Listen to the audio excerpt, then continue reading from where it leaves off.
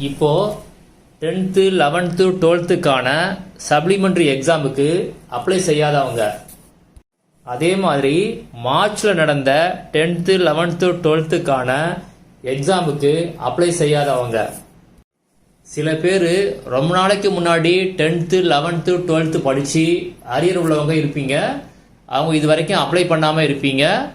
அவங்க 8th complete பண்ணிவிட்டு 10th apply பண்ணணும்னு நினைக்கிறவங்க, அதே மாதிரி 9th டிஸ்கன்டினியூ பண்ணிவிட்டு 10th எழுதணும்னு நினைக்கிறவங்க, 11th பாஸ் பண்ணிவிட்டு 12th ப்ரைவேட்டாக எழுதணும்னு நினைக்கிறவங்க, 12th இப்போ அரியர் உள்ளவங்க, இவங்க எல்லாருமே அடுத்தது எப்போ எக்ஸாம் எழுதலாம் அப்படின்னா 2026 மார்ச் ஏப்ரலில் நடக்கிற 10th 11th 12th public exam தான் எழுத முடியும். இந்த எக்ஸாமுக்கு டைம் டேபிள் எப்போ ரிலீஸ் பண்ணுவாங்க, எப்போ எக்ஸாமுக்கு அப்ளை பண்ணணும், இந்த மாதிரி டீட்டெயிலை இப்போ பார்க்கலாம். 10th சயின்ஸ் ப்ராக்டிக்கல் எக்ஸாம் எழுதுறவங்களுக்கு ஜூலை மந்த்து அப்ளை பண்ணுற மாதிரி இருக்கும். November month 10th 11th 12th 2026 public எக்ஸாமுடைய டைம் டேபிள் ரிலீஸ் பண்ணுவாங்க. 2025 டிசம்பர் செகண்ட் வீக்கில் உங்களுக்கு 2026 பப்ளிக் எக்ஸாமுக்கு நீங்கள் அப்ளை பண்ணுற மாதிரி இருக்கும்.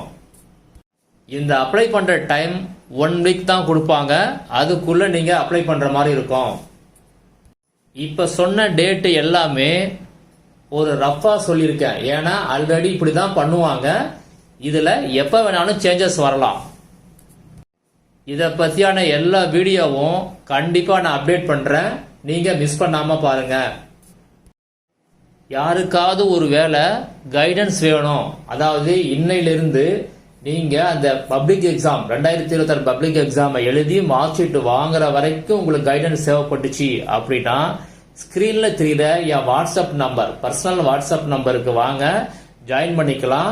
ஆனால் இது ஒரு பெய்டு சர்வீஸ், 500 ரூபா பே பண்ணுற மாதிரி இருக்கும். எல்லா அப்டேட்டும் இமீடியட்டாக டைரெக்டாக உங்களுக்கு சொல்லிடுவேன். தேவைப்பட்டால் மட்டும் யூஸ் பண்ணிக்கிங்க. அந்த அமௌண்ட்டை நீங்கள் இப்போ பே பண்ணிட்டீங்கன்னா உங்களுக்கு என்னென்ன அப்டேட் வருதோ அந்த அப்டேட் எல்லாம் நீங்கள் எக்ஸாம் எழுதி மார்க் ஷீட் வாங்குற வரைக்கும் உங்களுக்கு நான் நேராக உடனே அப்டேட் பண்ணிடுவேன்.